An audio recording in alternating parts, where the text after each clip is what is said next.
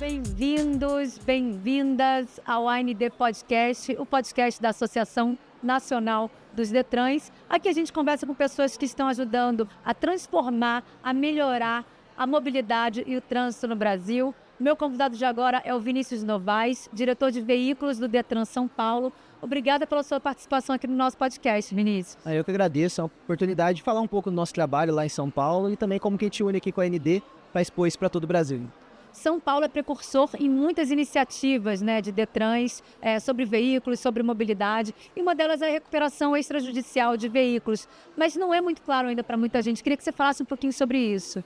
É um processo, a execução de garantia já não é um processo tão novo. Em resumo, é quando você empresta o dinheiro de um banco, oferece seu veículo como garantia, é inserido um gravame no veículo, mas caso você não pague, o banco vai retomar aquele veículo. Até o presente momento ele só conseguia fazer isso pela justiça. Então tinha que entrar com uma ação judicial, tinha os custos do processo, o tempo do processo, ao mesmo tempo superlotava o sistema judiciário com isso, que poderia ser usado para outros fins que realmente dependem deles, e o marco legal de garantias trouxe a possibilidade de fazer esse processo junto ao Detran. Então a gente tira o judiciário, faz esse processo de maneira extrajudicial, e isso facilita bastante, tanto a execução da garantia como a facilitação do crédito também para o cidadão. Porque por um lado, sendo mais fácil, executar a garantia, retomar o veículo no caso de inadimplência, o crédito fica mais barato ao consumidor que realmente faz o seu pagamento. É isso que a gente tem experimentado em São Paulo. A gente implantou no começo do mês de outubro o processo de recuperação extrajudicial, são mais de 500 processos já em andamento desde então e tem sido bem positivo. Mas o STF mudou, esse provimento. Sim. E aí isso dificultou para vocês agora? A gente fez o lançamento dia 6 de outubro, foi quando a gente começou a trabalhar. Quando saiu o marco legal de garantias, teve 3 ações no STF questionando a possibilidade dele e se manter diretamente somente com o judiciário. Essas 3 ações, o STF deu favorável de que o processo poderia ser feito de maneira extrajudicial. E esse é o que está valendo. Até o presente momento, a decisão válida é essa que dá a permissão do processo extrajudicial e também junto aos Detrans. O que aconteceu de lá para cá? No meio do caminho, teve um julgamento ali do relator do processo, em cima de um agravo, onde o Toffoli, ali, um dos ministros, acabou dando um parecer onde o processo poderia ser feito extrajudicial junto aos cartórios, mas não junto aos Detrans. Mas isso não foi julgado pelo plenário ainda. O plenário julgou previamente, autorizando ser feito. Essa nova manifestação não foi para o plenário, a última movimentação foi o ministro Gilmar Mendes pedindo vistas desse processo, então ele segue regular. E os bancos continuam operando normalmente. No estado de São Paulo, o processo não parou. Então aumentou o volume recentemente. Então, desde outubro, vocês já conseguiram alguns avanços. Isso, já são mais de 500 processos, e aí a vantagem do extrajudicial é até a governança do processo de ponta a ponta.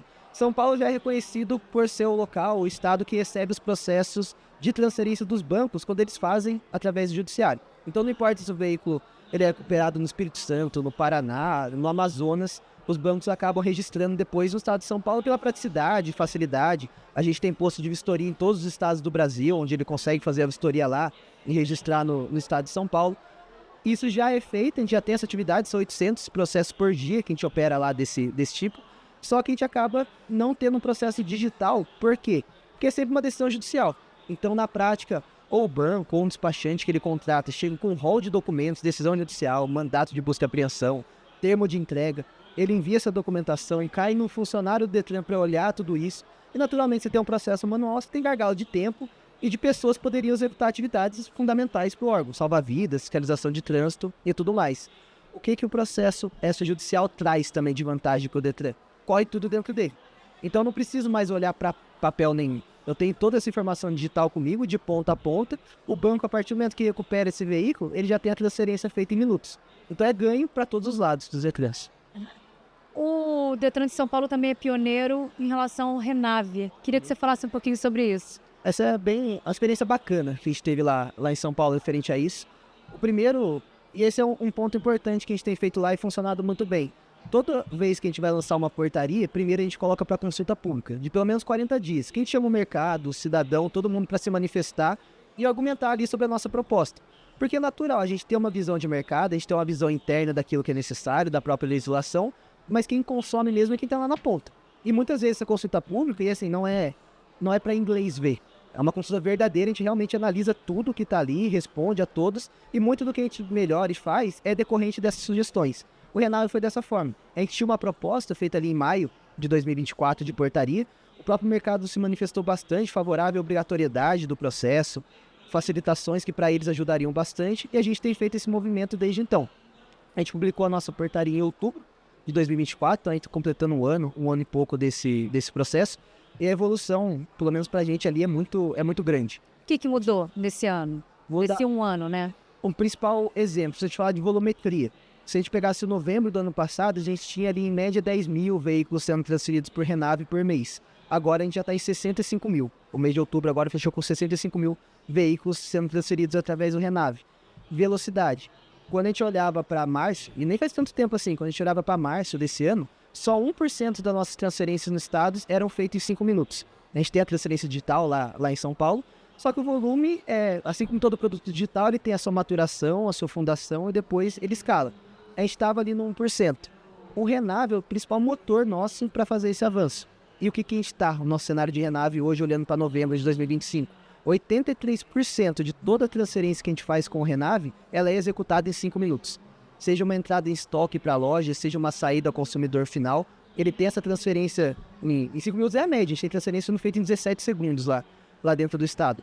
E os 17% que não ocorrem nesse cenário digital e cai para uma esteira manual, é feita no máximo em 3 horas também. Então o Renave ajudou muito nesse avanço de velocidade e não gera gargalo lá na ponta. É a experiência que a gente quer ter do cidadão que vai na loja, ele vai ali no sábado, no domingo, e a transferência digital ela funciona de sábado e domingo, não está presa aos horários de funcionamento do próprio Detran. Ele vai na loja e consegue sair ali com o carro, com o documento, tudo em mãos. E paralelo a isso são os ganhos também de praticidade e economia. No caso de São Paulo, a taxa de transferência ela é menor para o Renave, então quando ele faz a entrada em estoque, ele não paga a nossa taxa de transferência, que é hoje em média de R$ 280, paga R$ 74, então já é R$ 200 por veículo. Ele consegue fazer uma vistoria no próprio local da loja, então ele não tem o deslocamento, não corre risco de acidente com o veículo, ele tem essa praticidade. E a validade da vistoria é 120 dias. E ele consegue usar a mesma quando vai dar entrada no estoque e vender para o consumidor final. Então a gente já tem uma média ali só de taxas do Detran, algo em torno de R$ 500. De facilitação no crédito, o ganho de você conseguir vender no calor ali, para não precisar demorar tempo a documentação, os ganhos que os lojistas hoje têm lá. E a adesão, que ainda que seja obrigatório, mas a gente não começou ainda uma fiscalização de multa e tudo mais, ainda assim a adesão foi exponencial. A gente tinha 1.300 lojas em janeiro, agora a gente está com mais de 5.000 lojas credenciadas lá em São Paulo. É a tecnologia que melhora os processos do Detran e melhora a vida do cidadão lá na ponta, né? Muito, ajuda. Eventos assim como a ND são importantes até por conta disso. A nossa experiência, principalmente em veículos, tem essa particularidade em todos os Detrans. Ele consome muito recurso interno dos Detrans. Quando a gente olhava, por exemplo, quando saiu a transferência digital, março do ano passado, o Detran inteiro de São Paulo tinha 2.100 funcionários. 1.800 só faziam isso, só faziam transferência de veículo. Era olhar PDF numa tela, era olhar papel entregado por malote ou de qualquer outra forma. Esse era o cenário que a gente tinha. E na prática a gente não conseguia evoluir em segurança no trânsito, informação de condutor, em nada, porque o nosso recurso estava ali. Essa transformação digital, e o Renave foi um catalisador, um motor para isso, ajudou muito. E hoje esses 1.800 funcionários já são só 350. E saindo com mais qualidade, com mais velocidade. E aí tem espaço para eles fazerem outra coisa, né? Dentro do Detran. Então, melhorar os processos, melhorar as ações mais rápido para o cidadão. Exato, e um ganho leva o outro, e acelera o próximo. Então, a gente começou ali com a transferência digital, foi avançando, e agora, cada mês, a gente está conseguindo lançar um produto digital, reduzindo essa carga operacional, o mercado tem um serviço melhor na ponta, e o Detran pode focar na segurança no trânsito, que é o nosso principal foco, e é o nosso trabalho por lá. Agora, você estava falando disso, da importância, né, de um evento como esse da AND. Você vê muitos Detrans, muitos órgãos se aproximando de vocês, Detran São Paulo, para conseguir um pouco mais da expertise de vocês? São os dois lados. Vou usar o exemplo da própria execução extrajudicial. A gente aprendeu muito com o Detran Mato Grosso. Que foi o primeiro. Foi o primeiro Detran a realizar o processo. É menor que São Paulo? É menor, mas foi o primeiro passo. Ali a gente conseguiu aprender muito e adaptar para a nossa realidade. São Paulo tem o seu desafio. Hoje eu estou ali como diretor de veículos e são 36 milhões de veículos na frota. A gente recentemente passou a ser o maior, se a gente for chamar de Detran, mas departamento de veículos, de registro de veículos das Américas. A gente passou o Detran da Califórnia com esses 36 milhões. É um desafio grande, são mais de 20 mil transferências todos os dias que a gente faz, um pouco em média de 3 mil primeiros emplacamentos por dia. Só que junto com o desafio vem a oportunidade também. O mercado está todo lá, as empresas de tecnologia estão todo lá. Então a gente usa também essa musculatura de São Paulo para trazer novidade, trazer velocidade e eventos como esse, porque a gente aprende com a experiência também, outras experiências, e ao mesmo tempo a gente traz aquilo que a gente já fez para poder levar para todo o restante, tem funcionado bem. Faço conhecimento de vocês, né? Tem sido Também. bacana. Olha, muito obrigada. Você sabe tudo de veículos, realmente. Muito interessante a nossa conversa. Quero te agradecer a participação aqui no nosso podcast. A gente que agradece, a gente está à disposição. Esse é o AND Podcast. Se você quiser saber mais sobre a AND, and.org.br. Siga também a AND nas redes sociais. Eu sou Mayra Doniti e até o próximo episódio.